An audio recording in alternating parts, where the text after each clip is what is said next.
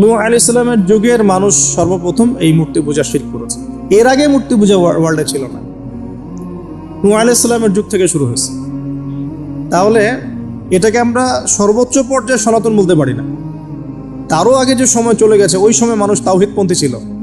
আদম আলাইহিস সালামের যুগে তখন মানুষ এই কাজ করতো না। শুরুটা কেমন করে হলো? ভালো উদ্দেশ্যেই শুরু হয়েছিল, ভালো মনে করে। কেমন? যে মানুষ এরকম চিন্তা করে নিয়েছিল যে এই মানুষগুলো ইয়াগুস ইয়াউক নাসর, ইয়াগুস ইয়াউক নাসর, এই ভালো মানুষগুলো আল্লাহর খুব নেককার বান্দা ছিলেন। তাদের স্ট্যাচু তৈরি করা যায়, তৈরি করলে কি হবে? এগুলোকে দেখলে আমাদের আগ্রহ জন্মাবে ইবাদত করার ব্যাপার। এটা ছিল ওদের থটস। শয়তান এভাবেই তাদেরকে ইনফ্লুয়েন্স করেছিল আর তারা তাই করলো।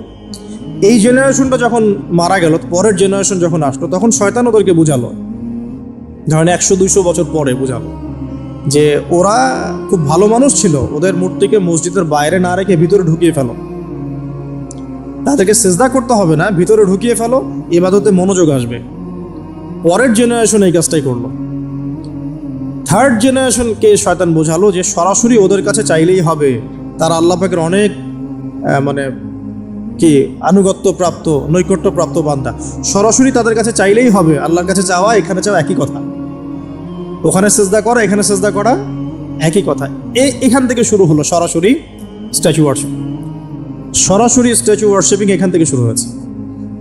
তো আমরা আমাদের হিন্দু ভাই বোন যারা আছেন, আমাদের আশপাশে অমুসলিম ভাই বোন, তাদের প্রতি সম্মান রেখেই এই হিস্ট্রিগুলো পড়তে বলবো আর কি, এবং যুক্তি দর্শনগুলো খুঁজতে বলবো। আসলে কি তারা শুনতে পায়? আসলে কি সে আমার কোনো উপকার করতে পারে? আসলে কি সে আমার কোনো ক্ষতি করতে পারে? আসলে কি সে সৃষ্টিকর্তার প্রতিমূর্তি হতে পারে কিনা? তো আমরা এটা আহ্বান জানাবো, আমরা কারো ধর্মীয় অনুভূতিতে আঘাত করব না। ইসলাম আমাদেরকে এটা শিখায় না। ইসলাম এটা শিখায় যে মানুষকে হিকমার সাথে, প্রজ্ঞার সাথে দাওয়াত দেয়া, যাতে করে তারা জাহান্নামের রাস্তা থেকে ফিরে আসতে পারে ইনশাআল্লাহ। এখন আসুন, আরও একটা দাওয়াত ইব্রাহিম আলাইহিস সালাম তার কওমকে দিলেন। সেটা কি? এবার এখানে সমাজের মানুষের সাথে ওই সমাজের ধর্ম নেতারাও ছিল। সমাজে কিন্তু কয়েক শ্রেণী মানুষ থাকে, মানে সামাজিক নেতা, ধর্মনেতা, রাষ্ট্রনেতা। তো রাষ্ট্রনেতা পর্যায়ে এখনো ইব্রাহিম আলাইহিস সালাম যান নাই, এখন সমাজ নেতা আর ধর্মনেতা চলছে আর কি। এবার ধর্মনেতা আসলো, এসে ধর্মনেতারা তাকে বোঝানোর চেষ্টা করলো যে এই আসমানের তারা, চাঁদ, সূর্য, প্রকৃতি, গাছপালা, এগুলো ইলাহ, এগুলোর ইবাদত করা যায়।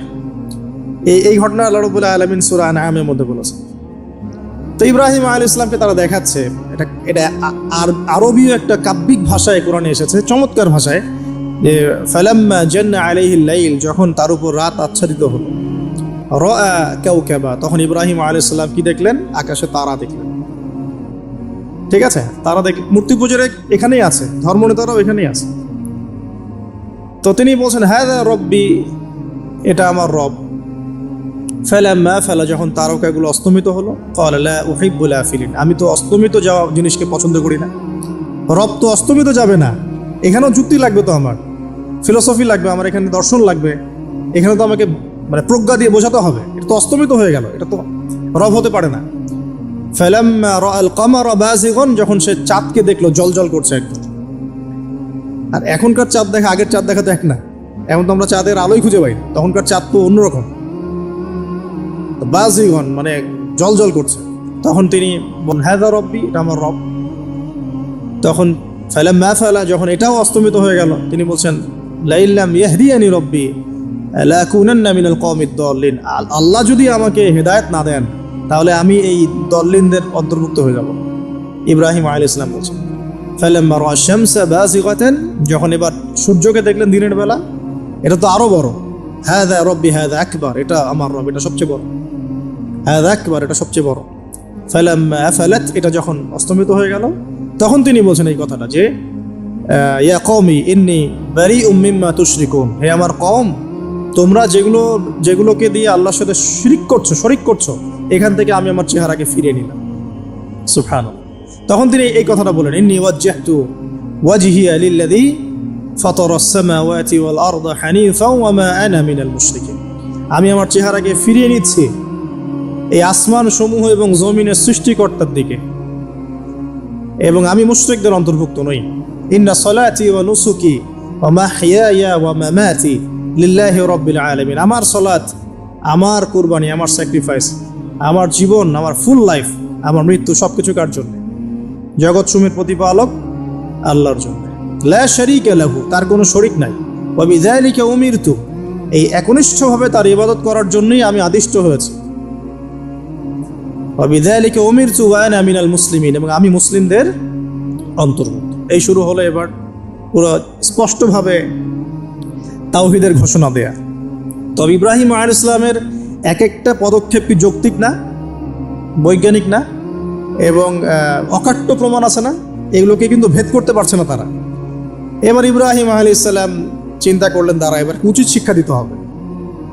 তবে আগে বলে নেই, এই যে উচিত শিক্ষাটার কথা বলছে, এটা আবার আপনারা খবরদার ভুলেও কোথাও দিতে যায় না, ঠিক আছে? এটারও সময় আছে। ইব্রাহিম আলাইহিস সালামের সাথে নবী সাল্লাল্লাহু আলাইহি ওয়াসাল্লামের জীবনের মিলের কথা বলছিলাম। নবী সাল্লাল্লাহু আলাইহি ওয়াসাল্লাম মক্কা বিজয়ের আগে কি কখনো মূর্তির গায়ে হাত দিয়েছেন কিনা বলেন? দিয়েছেন? যখন মক্কা বিজয় হয়ে গেছে, পুরো স্টেটই আপনার, অথরিটি আপনার, তখন আপনি আপনার অ্যাকশন নিতেই পারেন, সেটা আপনার ব্যাপার। তখন আপনি কি করবেন? মুহাম্মদ সাল্লাল্লাহু আলাইহি ওয়াসাল্লাম কাবা ঘরে ঢুকে তখন মূর্তি ভেঙেছেন এবং বলেছেন ওয়াকুল জাআল হক ওয়া যাকাল বাতিল ইন্নাল বাতিলা কানা যাহুকা, তাই না? তো ইব্রাহিম আলাইহিস সালাম এবার শিক্ষা দেওয়ার চিন্তা করছেন। তিনি বলছেন যে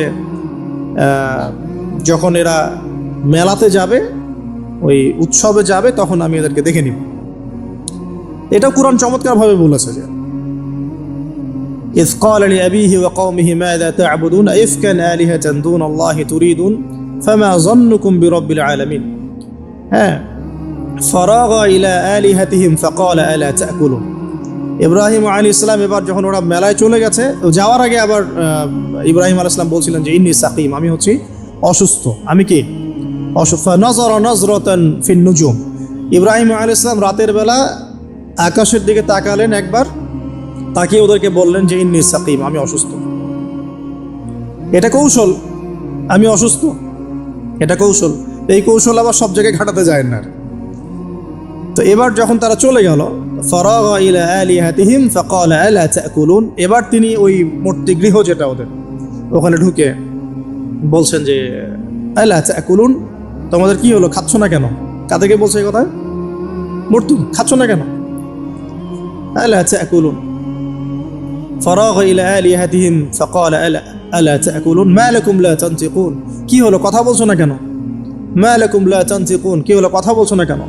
এবার ফারাগা আলাইহিম দরবাম বিল ইয়ামিন, এবার ইয়ামিন মানে ডান হাত, ডানাতে যা পেয়েছিলেন আর কি, তা দিয়ে সবগুলোকে ভেঙে চুরমার করে ফেলছে। ব্যাস, এবার ওরা যখন আসলো এসে বলছে যে আনতা ফাআলতা হাযা বিআলিহাতিনা ইয়া ইব্রাহিম, হে ইব্রাহিম তুমি কি আমাদের উপাস্যদের সাথে এই কাজ করেছো? ইব্রাহিম বলছেন লা, না, বাল লা আসলে কোরআনে নাই, আমি নিজের মতো করে বললাম আরবি বলতে বলতে। বাল ফাআলাহু কাবীরুহুম হাযা, বরং এই বড়টা এই কাজ করছে। এর মধ্যে সবচেয়ে বড় যেটা আছে এই বেটার কাজ, আমি করি নাই, আমি তো করি নাই।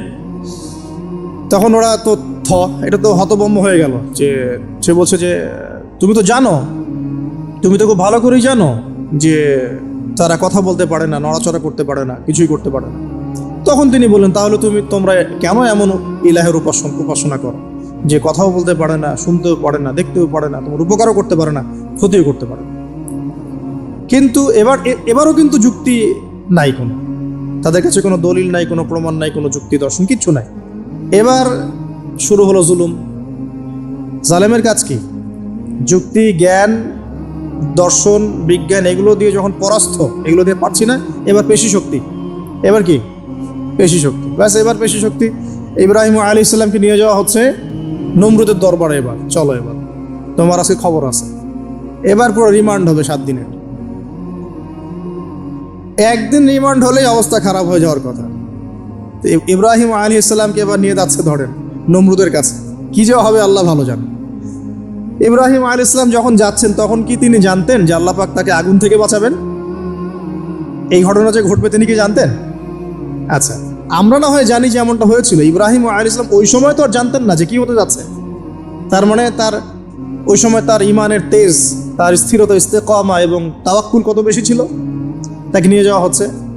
এবারে নমরুদের সামনে দাঁড় করিয়ে নমরুদ এবার একটু মজা নিয়ে জিজ্ঞাসা করলো যে কে তোমার রব? ওই কবরের প্রশ্ন করার মতো, মান রব্বুক, তোমার রব কে? তো ইব্রাহিম আলাইহিস সালাম বলছে রব্বি আল্লাযী ইউহয়ী ওয়া ইউমীত, আমার রব তিনি যিনি জীবন দেন মৃত্যুও দেন। এবার নমরুদ বলছে ক্বালা আনা উহয়ী ওয়া উমীত, আমি তো জীবন দিই আর মৃত্যু দেই। কিভাবে? একজন এই যাবজ্জীবন প্রাপ্ত আসামিকে ডেকে নিয়ে ছেড়ে দিল, দিয়ে বললো যে জীবন দিলাম, আর একজন আসামিকে ডেকে তৎক্ষণাৎ মৃত্যুদণ্ড এই মৃত্যু দিলাম। তো ইব্রাহিম দেখলেন আলাইহিস সালাম এ তো মোটা বুদ্ধির মানুষ, কারণ যে যত বড় জালেম হয় তার বুদ্ধি তত মোটা হয়, কিন্তু এটা মাথা রাখবেন। ফেরাউনের মতো জুলুম মানুষের বুদ্ধি লোপ করে দেয়, আর শিরক মানুষের মধ্যে ভয় সঞ্চার করে। যখন যখন আপনি শিরক করতে থাকবেন মনে খুব ভয় কাজ করবে। এবং মুশরিক বাহিনী কখনো ইসলামের বিজয় লাভ করতে পারে নাই। যে মুসলিম সেনাবাহিনীর মধ্যেও শিরক ছিল না, ওরা যুদ্ধের মাঠে পরাজিত হয়ে গেছে। ইতিহাস ঘাটবেন, মুসলিম যে সেনাবাহিনীর মধ্যে শিরক ছিল ওই সেনাবাহিনী পরাজিত হয়ে গেছে। আবার অল্প গুটি কয়েক সেনাবাহিনী তারা তাওহীদপন্থী ছিল, তারা জয়লাভ করেছে। ইতিহাস ঘেটে দেখবেন। তো জুলুম কি করে? বুদ্ধি লোপ পায়। নমরুদের বুদ্ধি লোপ পেয়ে গেল। তো ইব্রাহিম আলাইহিস সালাম বলছেন রব্বি আল্লাযী ইউহয়ী ওয়া ইউমীত, এ তো এটা বুঝলো না। তাহলে ইন্নাল্লাহ তাআলা ইন্নাল্লাহ ইয়াতি বিশ-শামসি মিনাল মাশরিক ফাতি বিহা মিনাল মাগরিব। ইব্রাহিম আলাইহিস সালাম বলছেন যে আল্লাহ রাব্বুল আলামিন, আমার আল্লাহ, তিনি পূর্ব দিক থেকে সূর্য উঠান। তো তুমি যদি ইলাহ হয়ে থাকো তাহলে পশ্চিম দিক থেকে উঠাও। এটা আরো বড় অকাট্য দলিল হলো। তার অবস্থাটা আল্লাহ ব্যাখ্যা করছেন এভাবে, আল্লাহ বলছেন ফাবুহিতাল্লাযী কাফার, কাফের একদম হতভম্ব হয়ে গেল। একদম হতভম্ব হয়ে তো লাভ নাই, বেশি শক্তি আছে আমার। তোমার যুক্তি, বিজ্ঞান, দর্শন, থিওরি তো আমার দরকার নাই। তোমার দিনের জ্ঞানের এলিমেন্ট তোমার দরকার নাই। তোমার ওয়াজ নসিহতের আমার দরকার নাই।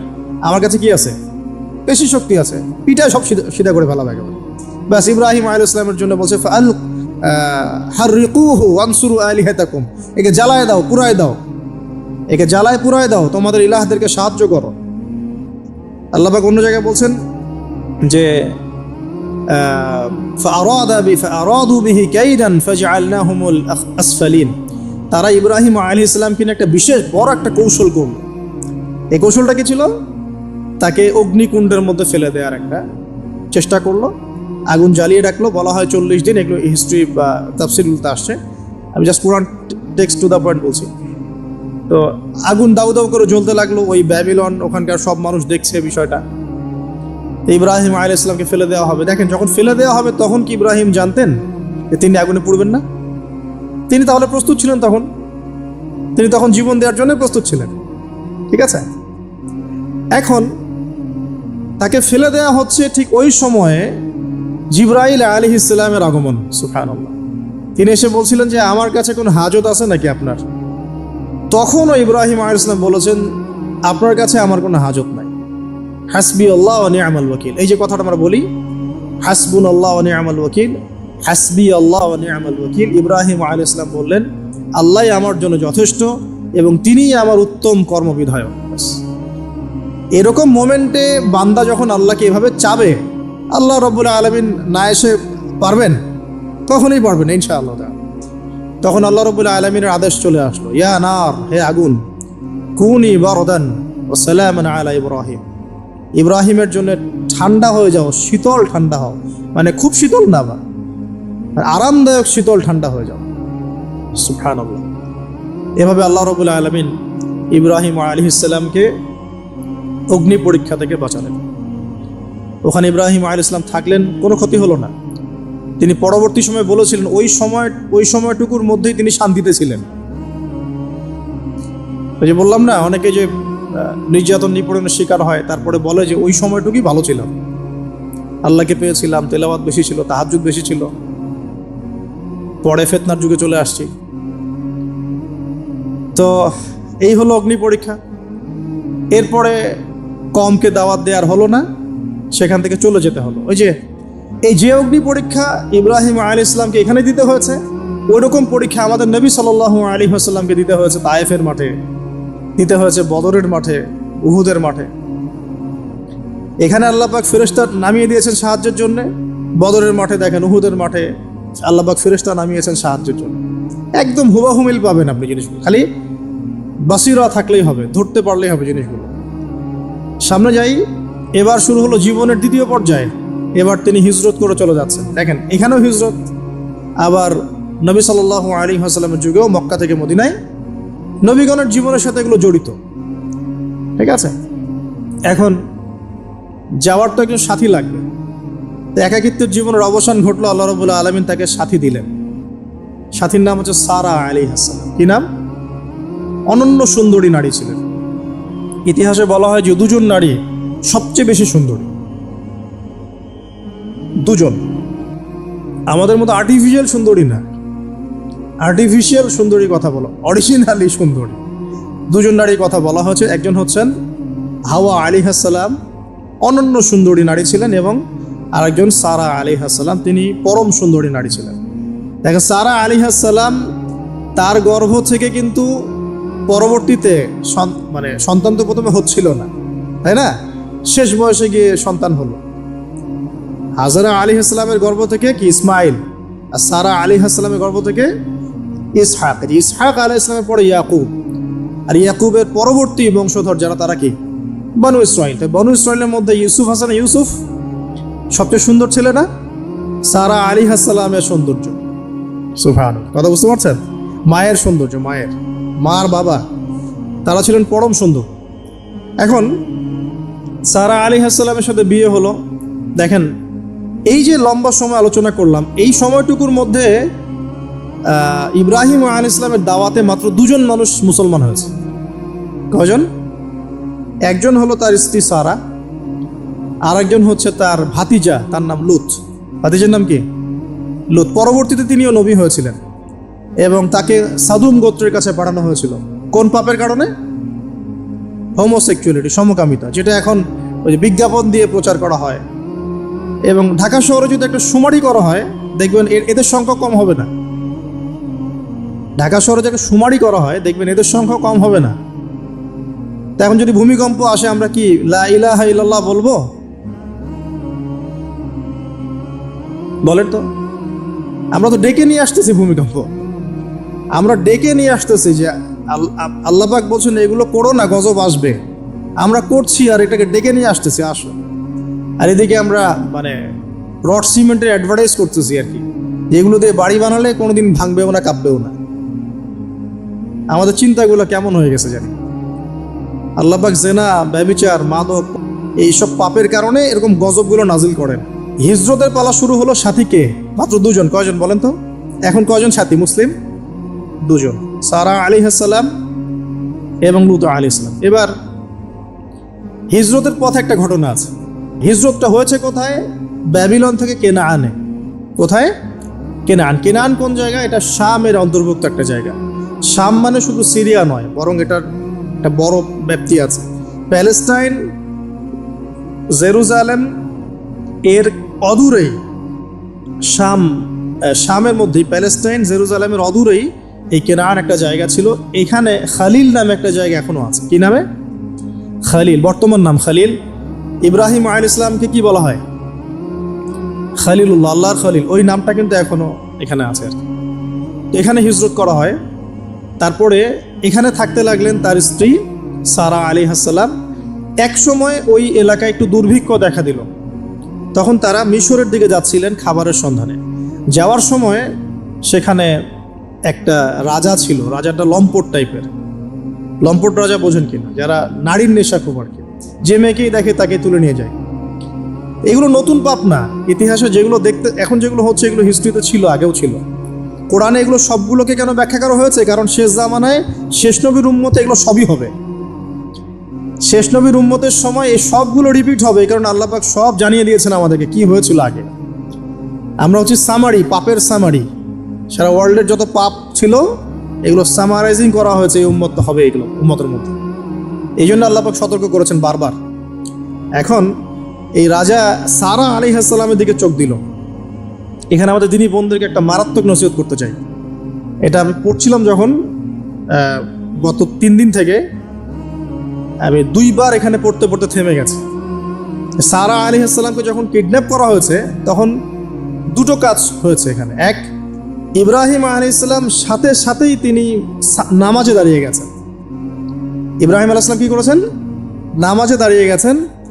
আর সারা আলাইহিস সালামের দিকে যখন হাত বাড়াচ্ছে এই আপনার লম্পট বাচ্চা, সারা আলাইহিস সালাম সময় চেয়েছেন যে আমি নামাজ পড়ব, আমাকে নামাজ পড়ার ব্যবস্থা করে দেওয়া হোক।